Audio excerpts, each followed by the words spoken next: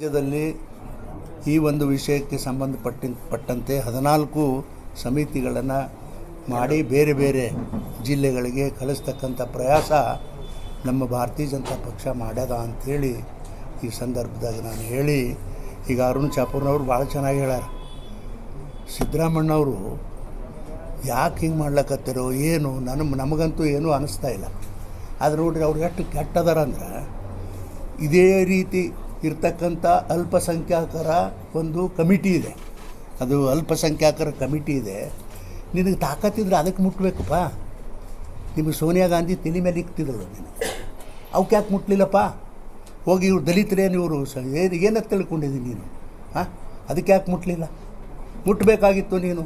ಅಲ್ಪಸಂಖ್ಯಾತರಿಗೆ ಇಟ್ಟಿರ್ತಕ್ಕಂಥ ಹಣವನ್ನು ನಮ್ಮದು ಹೆಂಗೆ ತೆಗೆದ್ರಿ ಅವ್ರದ್ದು ಕೂಡ ಡೈವರ್ಟ್ ಮಾಡಬೇಕಾಗಿತ್ತು. ಇದಕ್ಕೆ ಅವ್ರಿಗೆ ಹೇಳಬೇಕಾಗಿತ್ತು, ಇಲ್ಲ ಇದನ್ನು ತೆಗೆದು ನಿಮಗೆ ರೊಕ್ಕ ಕೊಡ್ತೀನಿ 2,000 ಅಂತ. ಅದನ್ನು ಇದು ಏನು ಗೊತ್ತಾಗೋದಿಲ್ಲ ಅಂತ ತಿಳಿದಾರ ಅವರು?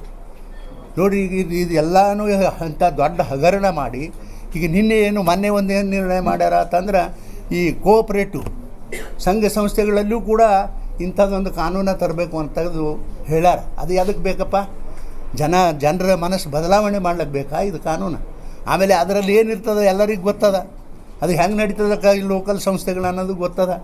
ಆದರೆ ಸಿದ್ದರಾಮಣ್ಣವರೇ, ನೀವು ನಿಜವಾಗಿ ದಲಿತರ ಮೇಲೆ ನಿಮಗೆ ಅಭಿಮಾನ ಇದ್ರೆ, ದಲಿತ ಸಮುದಾಯದ ಮತಗಳನ್ನು 20-50 ವರ್ಷಗಳಿಂದ ಮತದಾನ ಬ್ಯಾಂಕ್ ಅಂತ ಹೇಳಿ ಮಾಡ್ಕೊಂಡು ಬಂದಿರಿ.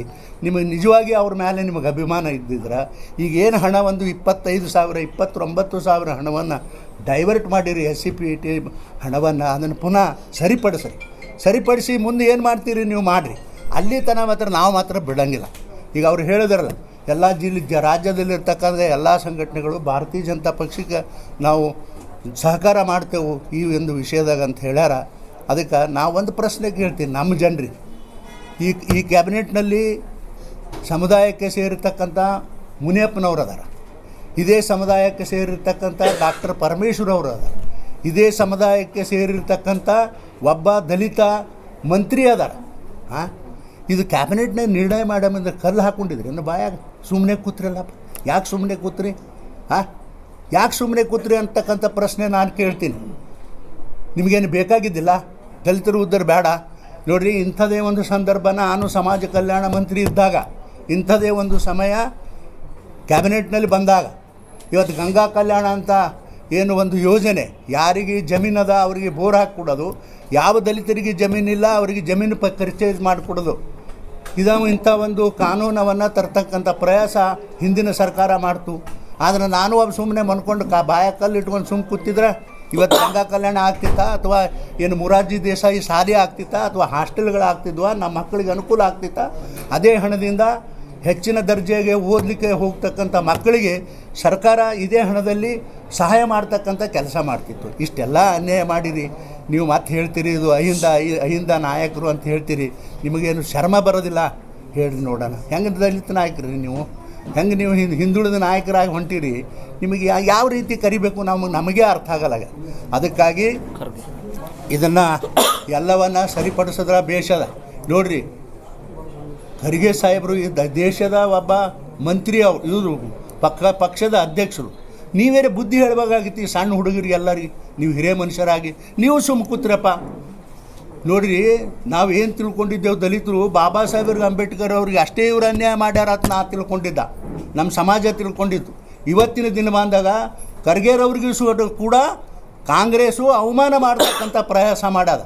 ಮೊನ್ನೆ ಕೇರಳದಲ್ಲಿ ಅವ್ರ ಮಗಳು ನಾಮಿನೇಷನ್ ಕೊಡ್ಲಿಕ್ಕೆ ಹೋದಾಗ 5 ಜನ ಆ ಚುನಾವಣೆ ಕಚೇರಿನಲ್ಲಿ ಹೋಗಬೇಕು ಅಂತ ಇರ್ತದೆ. ಆದರೆ ಅವ್ರೇನು ಮಾಡಿದ್ರು, ತನ್ನ 2 ಮಕ್ಕಳು, ತಾನು 3 ಮಂದಿ, ತಮ್ಮ ಅಣ್ಣ ಮತ್ತು ತಾಯಿ 5 ಮಂದಿ ಮಾತ್ರ ಆಫೀಸಲ್ಲಿ ಹೋದರು ಒಳಗಡೆ ನಾಮಿನೇಷನ್ ಕೊಡ್ಲಾಕ. ಪಾಪ ನಮ್ಮ ಖರ್ಗೆರವರು ಹೊರಗೆ ನಿಂತು ಸಣ್ಣ ಹುಡುಗರಿಗತ್ತಲೆ ಕಿಟಕಿನಲ್ಲಿ ಗೋಣು ಹಾಕಿ ನೋಡ್ತಿದ್ರು.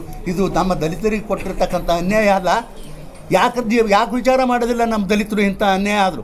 ಬರೀ ಬಾಬಾ ಸಾಹೇಬ್ರ ಅಂಬೇಡ್ಕರ್ಗೆ ಏನೋ ಒಂದು ಶಬ್ದ ಅಂದರು ಅನ್ನೋ ಕಾರಣಕ್ಕೆ ಇಡೀ ದೇಶದ ತುಂಬ ನೀವು ಮೆರವಣಿಗೆ ಮಾಡಿದ್ರಪ್ಪ. ಇವತ್ತೇನಾಗಿದೆ ನಿಮಗೆ? ಖರ್ಗೆರವ್ರಿಗೆ ಇಂಥ ಒಂದು ಅನ್ಯಾಯ ಮಾಡ್ಯಾರ ಕಾಂಗ್ರೆಸ್ನವರು. ನೀವು ಯಾಕೆ ನಮ್ಮ ದಲಿತ ಎಲ್ಲ ಸುಮ್ಮ ಕೂತೀರಿ ಅಂತಕ್ಕಂಥ ಪ್ರಶ್ನೆ ನಮ್ಮ ಜನರಿಗೂ ನಾನು ಮಾಡ್ತೀನಿ ಅಂತಕ್ಕಂಥ ಮಾತವನ್ನು ಭಾಳ ಸ್ಪಷ್ಟವಾಗಿ ನಾನು ಹೇಳಿ, ಮುಂದಿನ ದಿನಮಾನಗಳಲ್ಲಿ ಇದೆಲ್ಲವೂ ಸಿದ್ದರಾಮಣ್ಣ ಸರಿಪಡಿಸದೇ ಇದ್ರೆ ಉತ್ತರ, ದಕ್ಷಿಣ, ಪೂರ್ವ, ಪಶ್ಚಿಮ ತನಕನೂ ವಿರುದ್ಧ, ಈ ಸರ್ಕಾರದ ವಿರುದ್ಧ ದಲಿತರ ಒಂದು ಚಾಲನೆ, ದಲಿತರ ಒಂದು ದಲಿತ ಸಂಘಟನೆಗಳು ಬಹಳ ದೊಡ್ಡ ಪ್ರಮಾಣದಲ್ಲಿ ಆಂದೋಲನವನ್ನು ಮಾಡ್ತಕ್ಕಂಥ ಪ್ರಯಾಸ ಮಾಡ್ತದೆ ಅನ್ನತಕ್ಕಂಥ ಎಚ್ಚರಿಕೆಯ ಮಾತನ್ನು ಈ ಸರ್ಕಾರಕ್ಕೆ ನಾನು ಹೇಳಲಿಕ್ಕೆ ಬಯಸ್ತೀನಿ.